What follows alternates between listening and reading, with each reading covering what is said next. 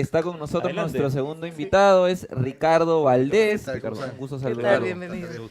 Bien, Ricardo, ¿Mm? estamos en una situación bastante complicada. Han habido atentados en Trujillo, en La Libertad, donde creo que fue la última vez que te vi o te pude hacer una entrevista Sí. en un evento. Sí, sí, en Trujillo. Es en Trujillo, pero en ese momento no teníamos al menos información de atentados en la misma ciudad, ¿no? De esta índole, explosivos en una zona residencial. ¿Cómo ves esta situación ya prácticamente? ¿A qué estamos expuestos los peruanos, los limeños, todo el país en sí ante esta ola de crimen organizado? Esto es un derivado, en realidad, de otro tipo de criminalidad. O sea, no podemos verlo de manera aislada. Esto está muy vinculado con el efecto de la minería ilegal y con el efecto, además, de algo que lo conversamos esa vez en Trujillo, precisamente, de cómo está evolucionando la criminalidad en La Libertad y particularmente en Trujillo. Y hablamos de las organizaciones que estaban en el mismo Trujillo y cómo la minería ilegal, que tenía una serie de negocios en todo el corredor hacia Patás y de Patás hacia Cajamarca, había una serie de negocios poco investigados.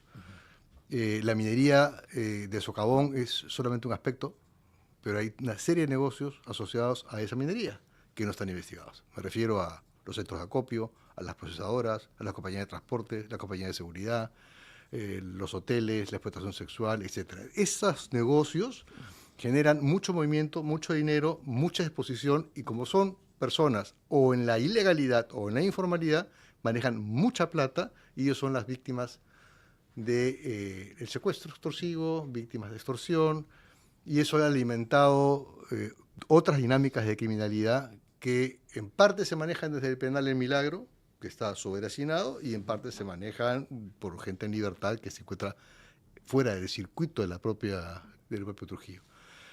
¿Qué es lo que hay ahora? Ahora ha subido el nivel de violencia, lo que están usando son emulsiones, no es dinamita. La emulsión es un nitrato de amonio mezclado con una otra serie de productos, no vamos a sacar aquí a dar la fórmula, pero es muy potente y muy poderosa, ¿no? Y lo usan para mandar mensajes, porque creo que estos últimos 2 atentados, las viviendas estaban deshabitadas, en ambos casos. Es distinto el atentado en el Ministerio Público, que eso tuvo otro objetivo. Aquí son mensajes relacionados o bien con organizaciones criminales entre sí, o bien con algún tipo de mensaje hacia el sector de la minería o de la criminalidad asociada a la minería ilegal. Eso es. Ahora, digamos, como tú dices, el fenómeno se ha vuelto cada vez más complejo, Así es. ¿no? Y no vemos que hay una respuesta clara de parte del Estado. La respuesta ha sido estado de emergencia, ¿no? Y después ha habido mucho discurso, pedidos de estado de sitio. El gobernador pide estado de sitio, el señor Acuña. El alcalde pide pena de muerte. ¿Por qué no hay una respuesta, vamos a decir así, que pueda tener algún tipo de efectos? ¿Es por el compromiso que tienen altas esferas del gobierno también con la corrupción? No hay una solución única. No hay varita mágica. Ni hay solución única. O sea, tú tienes que generar, voy a decir una cifra al azar, 23 estrategias. Es decir, porque cada tipo penal que está la propia extorsión tiene 9 variantes. Sí. No vas a perseguir gota a gota con el secuestro extorsivo. Son mecánicas distintas. Claro. Ambas están en extorsión. O el que tiene capacidad de ponerte, Cobre de cupo. volarte la casa. Sí, ¿no? Entonces, eso es uno. Y es un delito que tiene 9 variantes. Tienes que tener estrategias distintas y soluciones que vienen por otros caminos. El legislativo, por ejemplo, podría eso manejarlo el gota a gota, o lo podría eliminar mañana si quisiera, liberando las tasas de interés.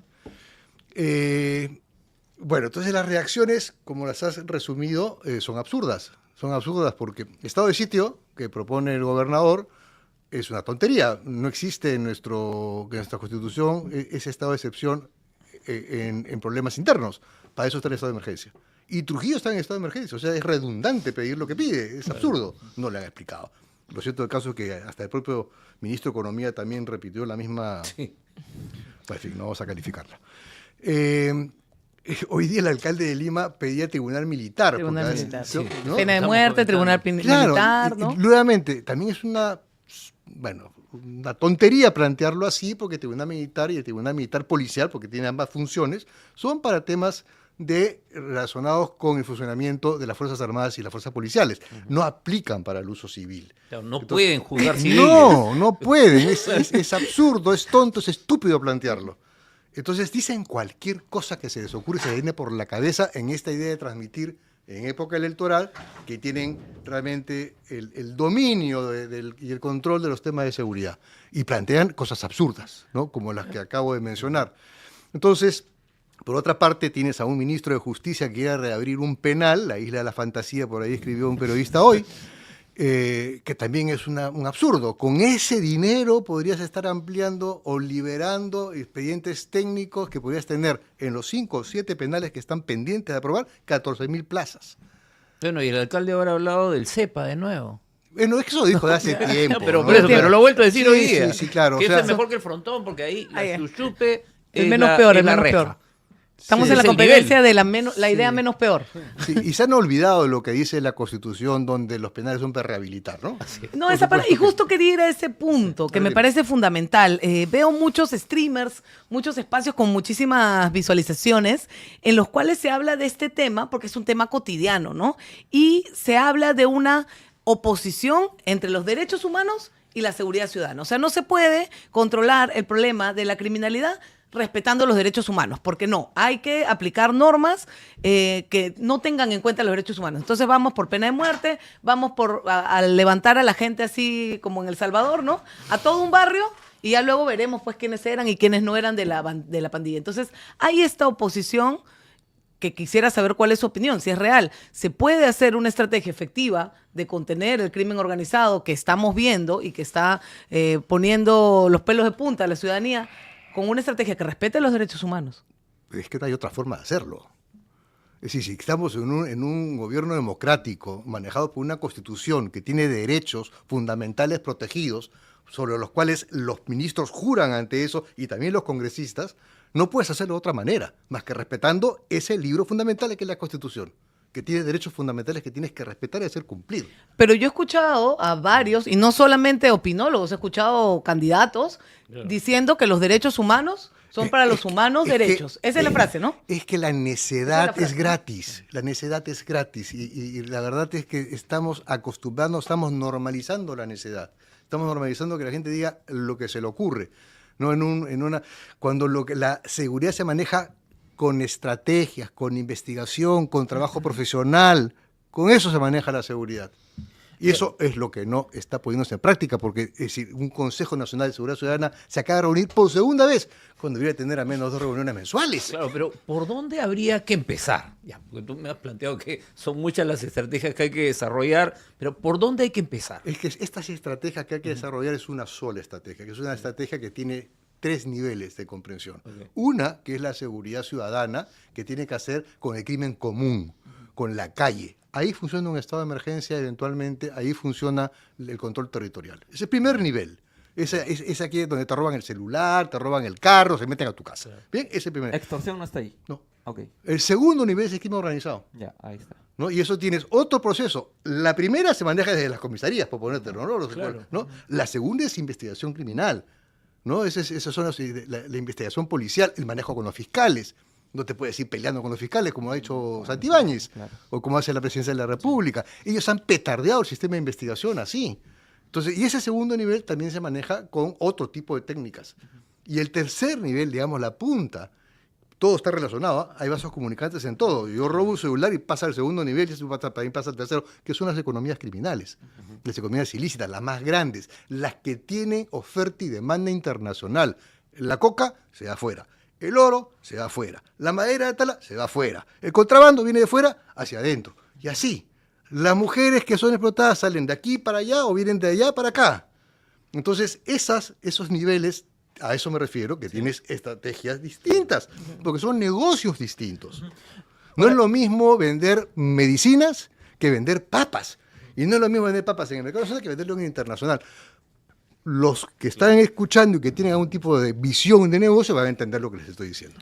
Ahora, el discurso del gobierno sigue siendo, ya desde hace muchos años, es que la delincuencia ha aumentado por el ingreso de organizaciones criminales extranjeras, ¿no? Y hasta hemos escuchado ayer una barbaridad del ministro del Interior, Carlos Malaver, diciendo que precisamente extrañan a los delincuentes nacionales que no llegaban a los niveles digamos, de fuerza o de violencia de parte de los delincuentes extranjeros, ¿no? Tenemos este discurso, con este discurso no vamos a ningún lado, ¿no? Bueno, a ver, ¿a dónde vamos? ¿A dónde vamos? ¿A dónde vamos? Sí, vamos. A ver, voy a interpretar al ministro del Interior, ¿no? Él lo que quiere decir, yo quisiera regresar a la delincuencia que teníamos antes, cuando yo era chibolo. Mi choro de mi barrio, de mi barrio. Choro de mi barrio, Ya, sí. no, a mí me caía ¿No? bien el choro de mi barrio. Eso, ¿no? O sea, donde no había pistola, sino chaira. Claro. ¿No? Donde, Bujía. donde te robaban la billetera y te daban pasaje. ¿No? Ya, ok, Dejaban los documentos. Eso ya no existe. Eso no existe. Y no existe no por consecuencia de la delincuencia extranjera, que es real, sino porque todo ha migrado y todo ha cambiado. Entonces, porque hay tecnología, porque hay una serie de información que se maneja de una manera poco controlada, todo ha cambiado. Y lo que pasa acá pasa en Bolivia, pasa en Colombia, pasa en Haití, pasa en Francia, todo ha cambiado. La criminalidad se ha modificado, ¿no? Como se ha modificado una serie de otros fenómenos sociales. Claro, pero en ese nivel más alto que tú señalabas, tienen que haber, por ejemplo, estrategias con los países vecinos. Obvio. Pero estamos pues peleados casi en guerra con Colombia. Con Bolivia también. Y problemas con Bolivia y la presidenta no se puede hablar con nadie. Mira, por ejemplo, en esa estrategia, ¿quién tiene que intervenir? Cancillería. Porque ahí tienes tú que trabajar con los agregados comerciales en las embajadas de Perú para saber dónde se está comprando el oro, cómo se está comercializando el oro. Y ellos tienen que... O sea, vamos, seamos claros. O sea, la información de fuera... La inteligencia de fuera se maneja desde la Cancillería de la República. No vamos a decir que es espionaje, ¿no? Es información, punto. Pero eso es lo que se tiene, y eso se negocia y se trabaja. Hay tratados para eso, hay tratados para todo tipo. Claro, ahora tenemos una también ola, justo con lo del penal de la isla de la fantasía, con esta idea de que hay que construir un montón de penales, ¿no? Entonces nos vamos a llenar de penales y los vamos a llenar de gente, más penales, más gente, más gente. ¿Y cuánta gente hay en esos penales? Que dos problemáticas. Una, que bueno, que sus procesos no avanzan, están ahí en preventivas y tal. Y dos, que siguen operando desde el penal tal cual como si estuvieran afuera. Lo que Entonces, decías del milagro, ¿no? Claro. les construimos más cárceles, más cárceles, más cárceles, y Más si no soluciona infraestructura. más infraestructura, y si no se soluciona el problema de que operen como si estuvieran en la calle, y dos, de que hay muchísima gente también que no tiene sentencia y que están ahí en un limbo, que de repente no eran y van a terminar siendo porque ya se quedaron ahí. Mira, yo lo que te digo es, revisemos las estadísticas del INPE. Hay 102.000 presos, un poquito más. Hay 69 penales. Hay penales, la mayoría están con hacinamiento, de 100 a 400%. Hay unos pocos que están sin hacinamiento, inclusive tienen cupo. Primera cosa que tienes que ver, cómo hago mis movimientos. Segundo, con este populismo penal, ahora con esta tontería de la criminalidad sistémica, digo tontería porque además está en el 318B. El 318 es en el Código Penal lo que tiene que hacer con violación de tumbas, profanación de tumbas. Ese es el 318. Lo han ubicado mal, inclusive. El A era tráfico de órganos, se olvidaron que ya no está y pusieron B. En fin. Bueno. En fin.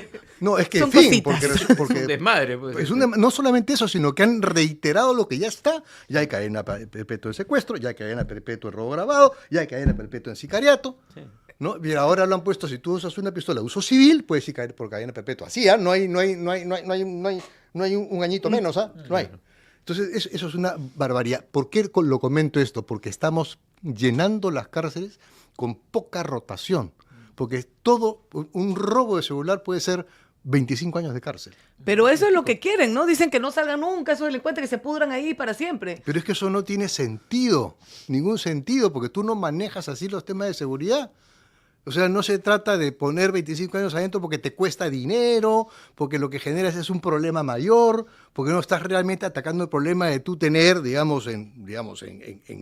encerrados a los más peligrosos, porque más bien los más peligrosos van a enseñar a los otros que no tienen cómo agenciarse la vida, porque tienen que pasarse 20 años en la cárcel por haber robado un celular. Entonces empiezan a estar el negocio de la extorsión también, hablan con la familia, también el chip, y es una coladera a los penales porque no hay balance y control.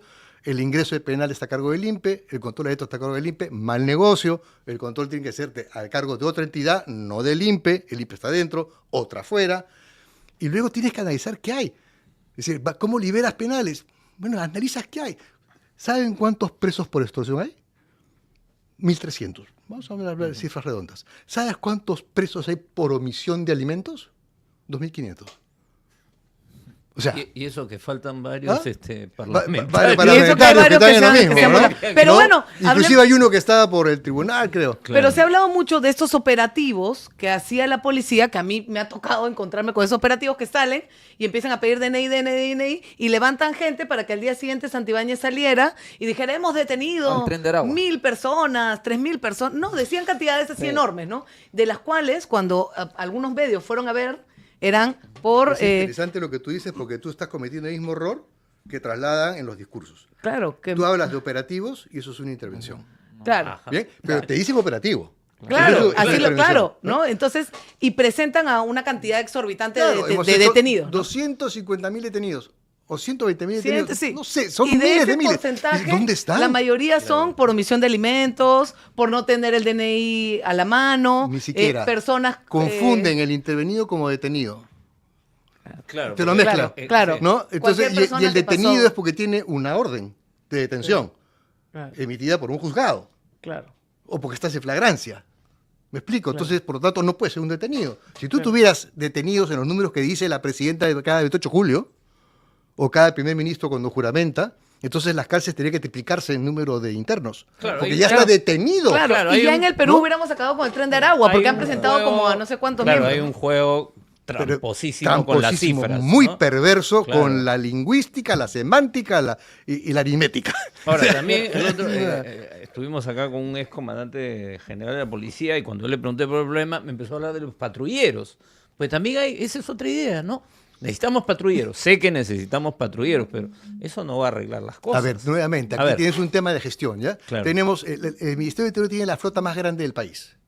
Sí. Porque tienes patrulleros, camionetas, motos, bicicletas, aviones, helicópteros, inclusive hasta naves, Naves, ¿no? claro. para ríos. No tiene patrulleras para el mar. Es lo único que le falta. Ambulancias, buses, tanquetas. Claro. Bueno, si tú miras la propia información del Ministerio del Interior hoy, te va a decir que más o menos el 40% de los patrulleros están inutilizados. No sirven, no caminan. Pero cuando vas un poquito más allá, te das cuenta que al menos el 25% de esos carros que no caminan hoy pueden caminar mañana con un poquito de plata. Ok.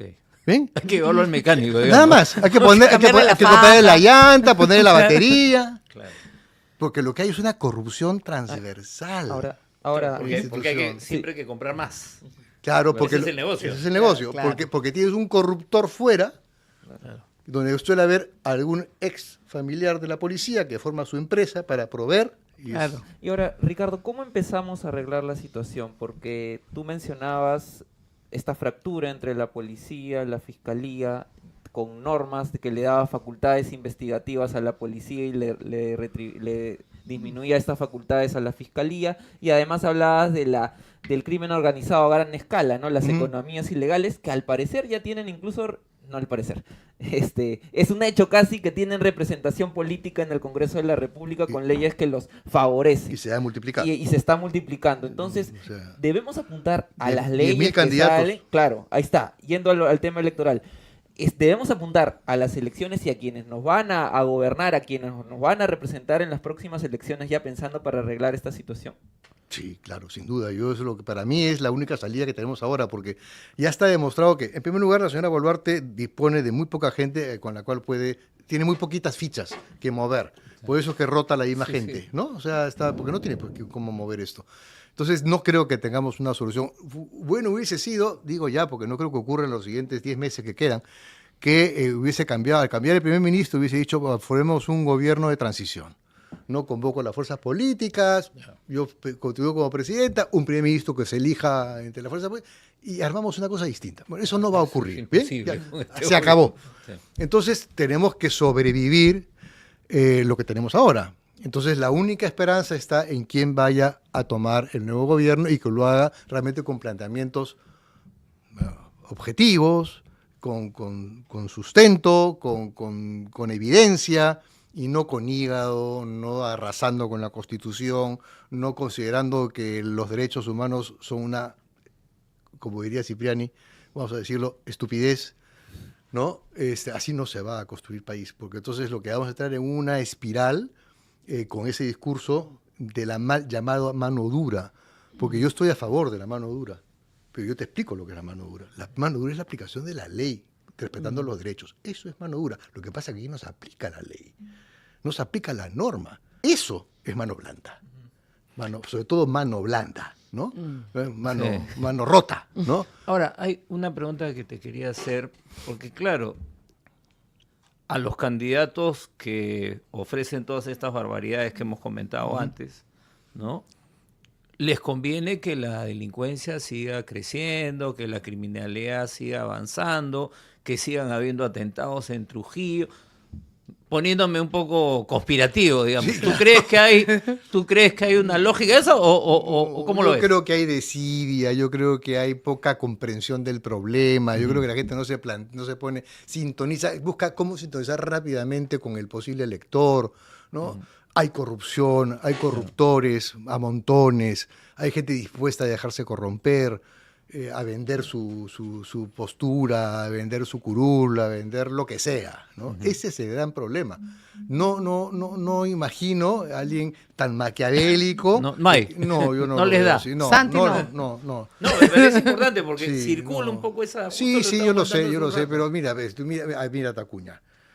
O sea, ¿tú realmente crees que el señor Acuña está pensando en eso? No, simplemente que no le da. O sea, para ser gobernador, para poder aplicar lo que le corresponde, él dirige el Coresec. Él no se puede poner de costado, pero no le da, no entiende la dimensión de su responsabilidad. Ahora hay un detallito que es esta filtración de la información de la policía, ¿no? Este hackeo, donde hemos podido ver Una explicación patética. una explicación Patética. y sí. luego tratar de entender que ahí hay recursos que se gastan en perseguir ciertas causas como un evento en el ojo que llora, como las redes sociales y tal. Entiendo que la policía monitorea ampliamente muchos temas de su inteligencia, pero ¿será que hay una parte donde sí están monitoreando por dónde sale el oro y otros temas más importantes que no está en eso que se ha filtrado? Era una pregunta que leí en las redes. ¿O están especializados solo en esas temáticas? Hay dos inteligencias en interior. Una es la DIRIN, que en principio está absolutamente orientada a los temas criminales, ¿no? Y la DIRIN, la Dirección de Inteligencia, que fue la hackeada, o donde se cometió la filtración, para poner los términos del comandante general, ve temas de ese orden, de criminalidad, código penal. No tendría por qué meterse absolutamente en nada de tipo social. Eso lo ve la DIGIMIN, que ve los temas de conflictos, los temas sociales, hace las coordinaciones con otras digamos, organizaciones que ven inteligencia, están las Fuerzas Armadas, está la Dirección Nacional de Inteligencia, en fin, hay otras organizaciones que están en esto. Lo que no se puede usar es con fines personales, políticos, de inteligencia. Eso es un uso delictivo de los recursos del Estado para conseguir una información privilegiada a través de tener a un grupo de gente a la cual no le correspondería estar ocupada en eso, sino precisamente en lo que has mencionado. ¿Dónde está el negocio del oro, de la coca, de la trata? Y los dejamos de tener en eso Claro. para tenerlos en esto otro. Eso es lo otro grave, ¿no? Literalmente es malversación de los recursos públicos. ¿no? Tal cual. Que los estás usando Tal cual. para... Claro, otra o peculado, de Claro, uso. especulado. Y ahora, Ricardo, se nos está acabando el tiempo, pero quería consultarte, y sin ánimo un poco de asustar a las personas, pero sí poniéndonos en el contexto electoral y de la polarización que nosotros siempre hemos tenido históricamente en el Perú en las últimas elecciones, los niveles de violencia y sobre todo con la representación que tienen ahora las economías ilegales nos pueden llevar a un escenario de agresión fuerte, violencia en las próximas elecciones, con las economías ilegales haciendo su trabajo, digamos, en esta campaña electoral? Yo no lo descartaría. Creo que es una hipótesis con la cual el Jurado Nacional de Elecciones tiene que trabajar, tiene que hacer un análisis, un diagnóstico muy bien, porque su personal podría estar en riesgo. Es algo que también tiene que ser evaluado por los otros organismos electorales, tiene que ser evaluado por el Congreso de la República, tiene que ser evaluado por el Ministerio del Interior, porque hay una responsabilidad en este continuo, en donde se supone que hay que entregar la posta de manera ordenada. Y sí, se puede producir una serie de eventos, que espero que no se produzcan, como se han producido en Colombia, como se ha producido en Ecuador. Sí, existe esa posibilidad. Y más aún cuando tenemos economías criminales que hemos visto esto que llaman ajustes de cuentas, donde esta lógica criminal de le quítate tú que me pongo yo. No, bueno, va a ser lo mismo. Ahí, ese es mi candidato, no es el mío. Y ahí arranca la balacera para ver quién se queda con el candidato. O uno que aceptó dinero de acá y después acepta de allá y ese... Y podemos tenerlo en las generales y en las regionales y Pero municipales. solamente en las nacionales, ten en cuenta que tienes 39 organizaciones, de las cuales hay 3 alianzas, y 36 organizaciones, que cada cual tiene que elegir plancha presidencial, Claro. congresistas para el Parlamento Andino, para diputados y para senadores, y si multiplico esa cantidad de gente, me va a salir más de 10.000 Claro. personas, Sí, 10.200 candidatos, los que van a tentar una posición de tipo político. Y como tú comprenderás, eso va a estar en todo el país. Y hay muchas partes, muchas provincias del país que tienen presencia de colonias criminales y no tienen presencia del Estado. O sea, es la comunidad criminal la que realmente es el Estado. Tienes lugares como La Rinconada, en Puno, que tiene tasas de asesinatos, de homicidios por 100.000 habitantes por encima de 50 al año. Sí. ¿No? O Patás. ¿no? Bien, Ese es el tema. un escenario bastante preocupante entonces. Es la realidad y lo que tenemos que hacer es comprender la realidad, asumir la realidad y ver quién puede realmente dar respuestas inteligentes al problema que vivimos. No hay que asustarse. Hay que mirar las cosas con objetividad y buscar las soluciones. Bien. Mi abuelita decía, no hay que preocuparse, hay que ocuparse. Bien, muchas gracias Ricardo Gracias, por estar Ricardo. juntos en Pase lo que pase aquí en la Mule Stream. Hemos estado con Ricardo Valdés, ex viceministro del Interior y director ejecutivo de CHS.